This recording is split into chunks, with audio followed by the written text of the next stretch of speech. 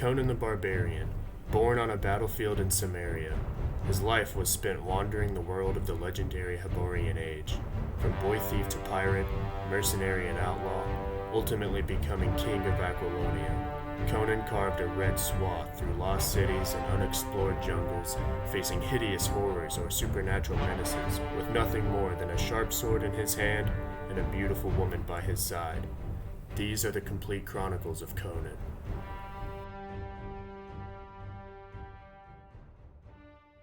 The Hyborian Age.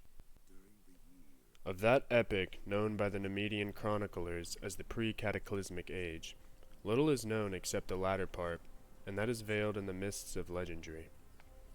Known history begins with the waning of the pre-cataclysmic civilization, dominated by the kingdoms of Camellia, Volusia, Verulia, Grandar, Thule, and Comoria. These peoples spoke a similar language, arguing a common origin. There were other kingdoms, equally civilized, but inhabited by different and apparently older races. The barbarians of that age were the Picts, who lived on islands far out on the western ocean, the Atlanteans, who dwelt on a small continent between the Pictish Islands and the main Arthurian continent, and the Lemurians, who inhabited a chain of large islands in the eastern hemisphere. There were vast regions of unexplored land. The civilized kingdoms, though enormous in extent, occupied a comparatively small portion of the whole planet. Volusia was the westernmost kingdom of the Thurian continent, Grandar the easternmost. East of Grandar, whose people were less highly cultured than those of their kindred kingdoms, stretched a wild and barren expanse of deserts. Among the less arid stretches of desert, in the jungles, and among the mountains, lived scattered clans and tribes of primitive savages. Far to the south there was a mysterious civilization, unconnected with the Thurian culture and apparently pre-human in its nature. On the far eastern shores of the continent there lived another race, human but mysterious and non-Thurian, with which the Lemurians from time to time came in contact. They apparently came from a shadowy and nameless continent lying somewhere east of the Lemurian islands. The Thurian civilization was crumbling. Their armies were composed largely of barbarian mercenaries. Picts, Atlanteans, and Lemurians were their generals, their statesmen, often their kings. Of the bickerings of the kingdoms and the wars between Volusia and Comoria, as well as the conquests by which the Atlanteans founded a kingdom on the mainland, there were more legends than accurate history. Then the cataclysm rocked the world. Atlantis and Lemuria sank, and the Pictish islands were heaved up to form the mountain peaks of a new continent. Sections of the Thurian continent vanished under the waves, or sinking, formed great inland lakes and seas. Volcanoes broke forth and terrific earthquakes shook down the shining cities of the empires. Whole nations were blotted out. The barbarians fared a little better than the civilized races. The inhabitants of the Pictish islands were destroyed, but a great colony of them, settled among the mountains of Volusia's southern frontier to serve as a buffer against foreign invasion, was untouched. The continental kingdom of the Atlanteans likewise escaped the common ruin, and to it came thousands of their tribesmen and ships from the sinking land. Many Lemurians escaped to the eastern coast of the Thurian continent, which was comparatively untouched.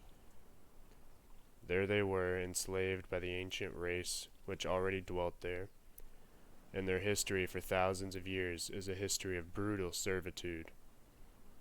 In the western part of the continent, changing conditions created strange forms of plant and animal life.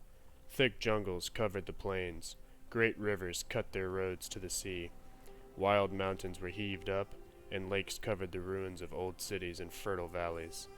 To the continental kingdom of the Atlanteans, from sunken areas, swarmed myriads of beasts and savages, ape-men and apes. Forced to battle continually for their lives, they yet managed to retain vestiges of their former state of highly advanced barbarism. Robbed of metals and ores, they became workers in stone like their distant ancestors, and had attained a real artistic level when their struggling culture came into contact with the powerful Pictish nation. The Picts had also reverted to flint. but had advanced more rapidly in the matter of population and war science. They had none of the Atlanteans' artistic nature. They were a ruder, more practical, more prolific race. They left no pictures painted or carved on ivory, as did their enemies, but they left remarkably efficient flint weapons in plenty. These Stone Age kingdoms clashed, and in a series of bloody wars, the outnumbered Atlanteans were hurled back into a state of savagery, and the evolution of the Picts was halted. 500 years after the cataclysm, the barbaric kingdoms had vanished. It is now a nation of savages, the Picts, carrying on continual warfare with tribes of savages, the Atlanteans. The Picts had the advantage of numbers and unity, whereas the Atlanteans had fallen into loosely knit clans. That was the West of that day. In the distant East, cut off from the rest of the world by the heaving up of gigantic mountains and the forming of a chain of vast lakes, the Lemurians were toiling as slaves of their ancient masters. The far south is still veiled in mystery, untouched by the cataclysm. Its destiny is still pre-human. Of the civilized races of the Thurian continent, a remnant of one of the non-Volusian nations dwells among the low mountains of the southeast, the Gemre. Here and there about the world are scattered clans of apish savages, entirely ignorant of the rise and fall of the great civilizations. But in the far north, another people are slowly coming into existence. At the time of the cataclysm, a band of savages, whose development was not much above that of the Neanderthal, fled to the north to escape destruction.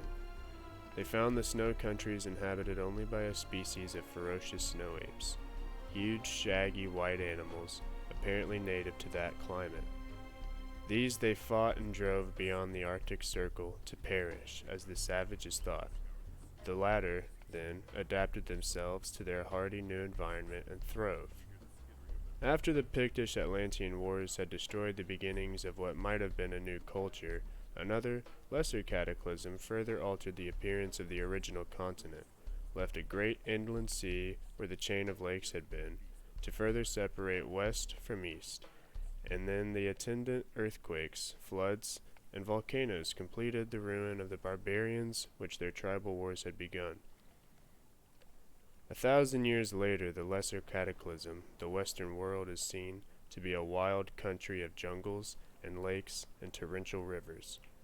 Among the forest-covered hills of the northwest exist wandering bands of ape-men, without human speech, or the knowledge of fire, or the use of implements. They are the descendants of the Atlanteans, sunk back into the squalling chaos of jungle bestiality from which, ages ago, their ancestors so laboriously crawled.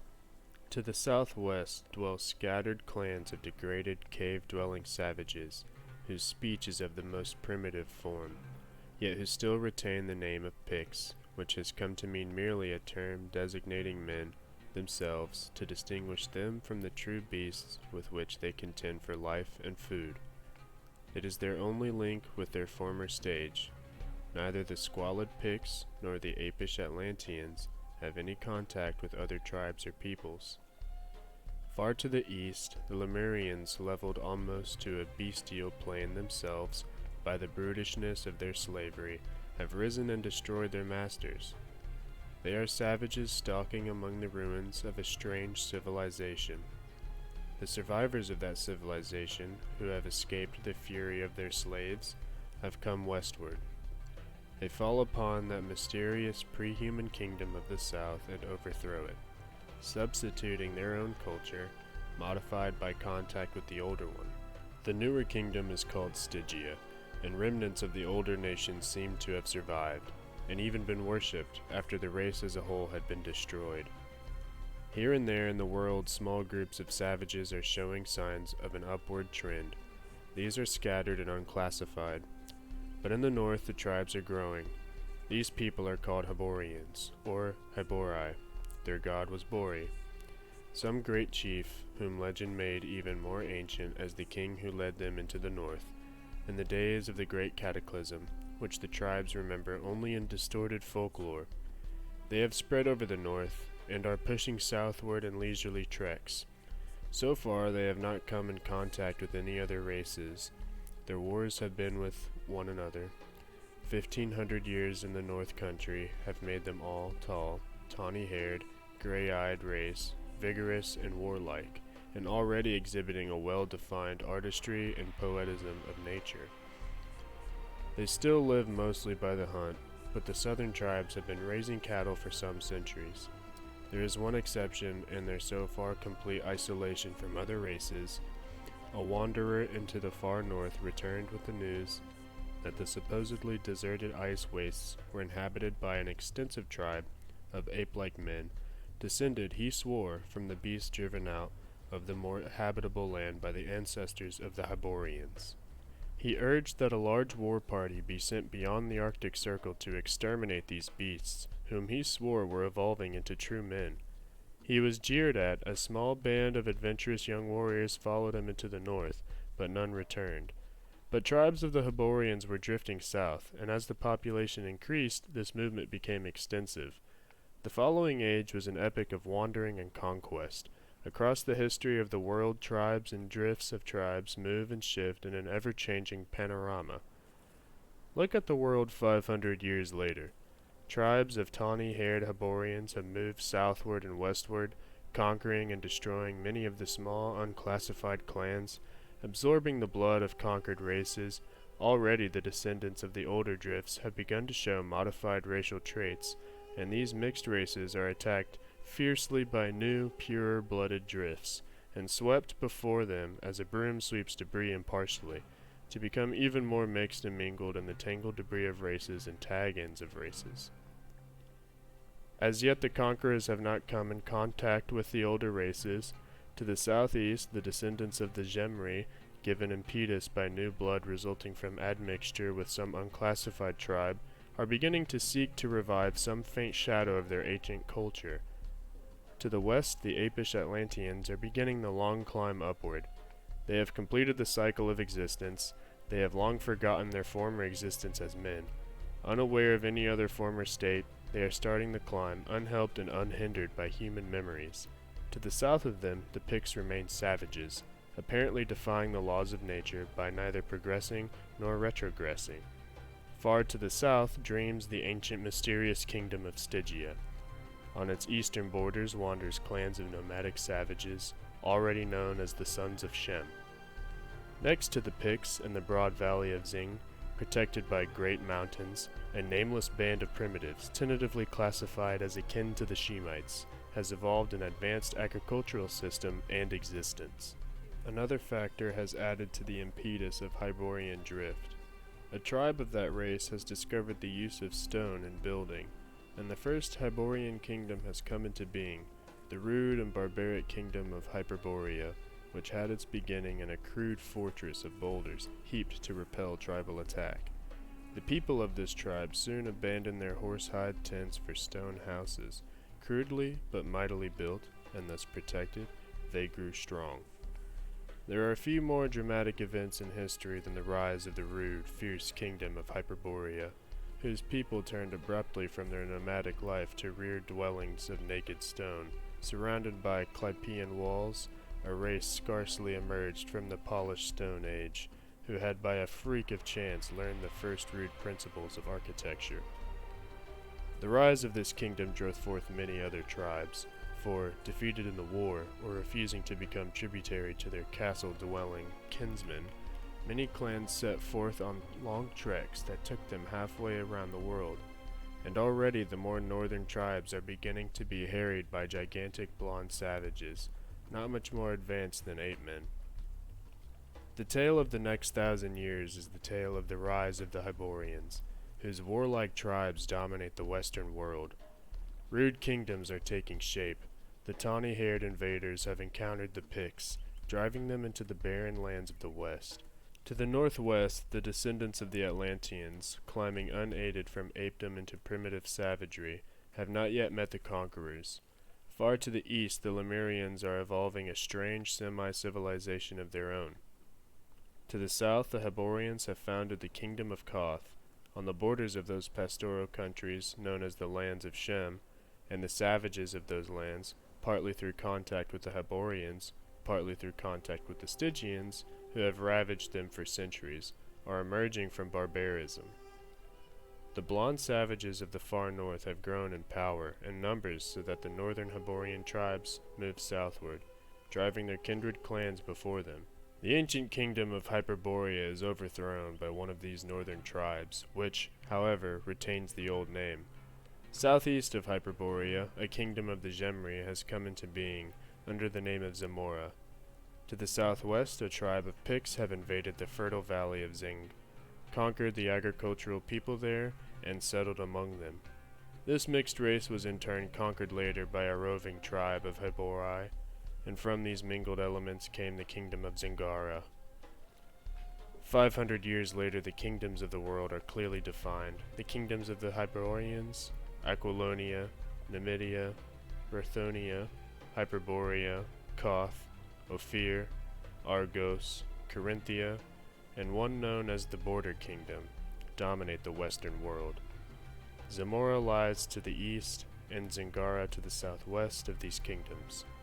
People alike in darkness of complexion and exotic habits, but otherwise unrelated. Far to the south sleeps Stygia, untouched by foreign invasion, but the people of Shem have exchanged the Stygian yoke for the less galling one of Koth. The dusky masters have been driven south of the great river Styx, Nilus, or Nile, which, flowing north from the shadowy hinterlands, turns almost at right angles and flows almost due west through the pastoral meadowlands of Shem, to empty into the Great Sea. North of Aquilonia, the westernmost Hyborian kingdom, are the Cimmerians, ferocious savages, untamed by the invaders, but advancing rapidly because of contact with them. They are the descendants of the Atlanteans, now progressing more steadily than their old enemies, the Picts, who dwell in the wilderness of Aquilonia. Another 5 centuries and the Hyborai peoples are the possessors of a civilization so virile that contact with it virtually snatched out the wallow of savagery such tribes as it touched. The most powerful kingdom is Aquilonia, but others vie with it in strength and mixed race. The nearest to the ancient rootstock are the Gundermen of Gunderland, a northern province of Aquilonia, but this mixing has not weakened the race. They are supreme in the western world, though the barbarians of the wastelands are growing in strength. In the north, golden-haired, blue-eyed barbarians, descendants of the blonde Arctic savages, have driven the remaining Hyborian tribes out of the snow countries, except the ancient kingdom of Hyperborea, which resists their onslaught. Their country is called Nordheim, and they are divided into the red-haired Vanir of Vanaheim and the yellow-haired Aesir of Asgard. Now the Lemurians enter history again as Hyrcanians. Through the centuries they have pushed steadily westward, and now a tribe skirts the southern end of the great inland sea, Viliet, and establishes the kingdom of Tiran on the southwestern shore. Between the inland sea and the eastern borders of the native kingdoms lie vast expanses of steppes, and in the extreme north and extreme south, deserts. The non-Hyrcanian dwellers of these territories are scattered and pastoral, unclassified in the north, Shemitish in the south, aboriginal, with a thin strain of Hyborian blood from wandering conquerors. Toward the latter part of the period, other Hyrcanian clans push westward, around the northern extremity of the inland sea, and clash with the eastern outposts of the Hyperboreans. Glance briefly at the peoples of that age. The dominant of the Hyborians are no longer uniformly tawny-haired and gray-eyed. They have mixed with other races. There is a strong Shemitish, even a Stygian strain among the peoples of Koth, and to a lesser extent of Argos, while in the case of the latter, admixture with the Zingarians has been more extensive than with the Shemites. The eastern Beruthians have intermarried with the dark-skinned Zamorians, and the people of southern Aquilonia have mixed with the brown Zingarians until black hair and brown eyes are the dominant type in Pointain, the southernmost province. The ancient kingdom of Hyperborea is more aloof than the others, yet there is alien blood and plenty in its veins, from the capture of foreign women, Hyrcanians, Aesir, and Zamorians. Only in the province of Gunderland, where the people keep no slaves, is the pure Hyborian stock found unblemished. But the barbarians have kept their bloodstream pure. The Cimmerians are tall and powerful, with dark hair and blue or gray eyes. The people of Nordheim are of similar build, but with white skins, blue eyes, and golden or red hair. The Picts are of the same type as they always were, short, very dark with black eyes and hair. The Hyrcanians are dark and generally tall and slender, though a squat slant-eyed type is more and more common among them, resulting from mixture with a curious race of intelligent though stunted aborigines conquered by them among the mountains east of Viliet on their westward drift. The Shemites are generally of medium height, though sometimes when mixed with Stygian blood, gigantic, broadly and strongly built, with hooked noses, dark eyes, and blue-black hair. The Stygians are tall and well-made, dusky, straight-featured. At least the ruling class are of that type. The lower classes are a downtrodden, mongrel horde, a mixture of Stygian, Shemitish, even Hyborian bloods. South of Stygia are the vast black kingdoms of the Amazons, the Cushites, and the Atlayans.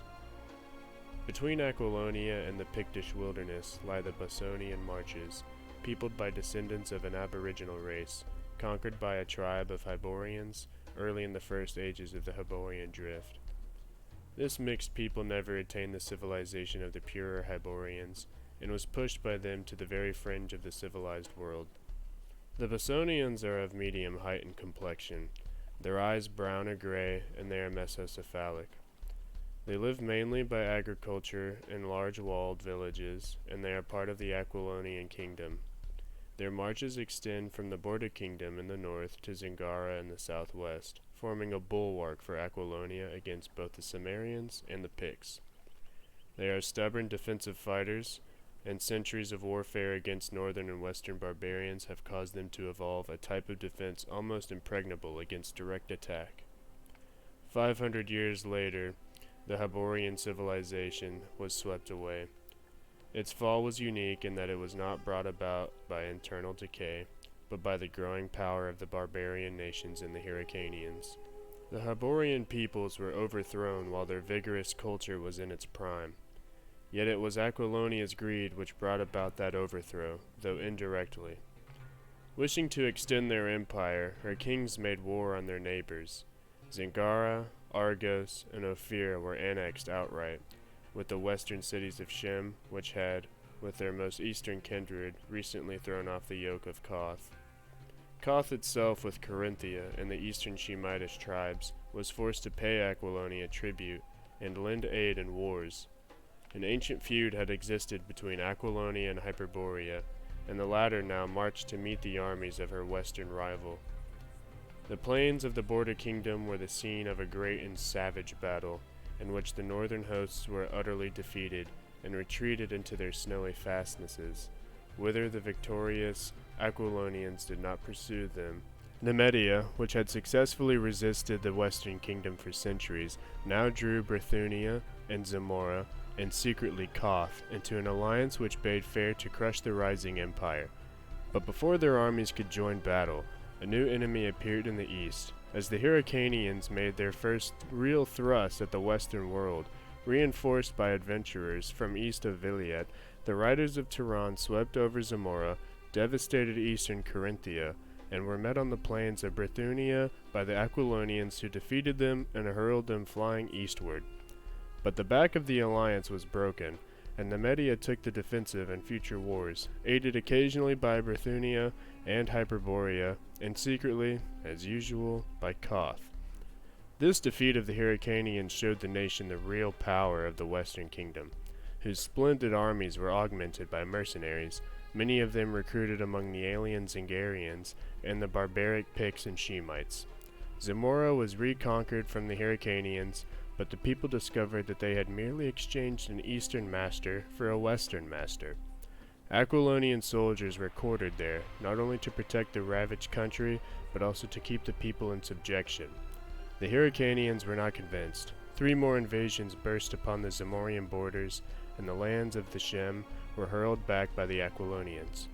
Though the Turanian armies grew larger as hordes of steel-clad riders rode out of the east, skirting the southern extremity of the inland sea.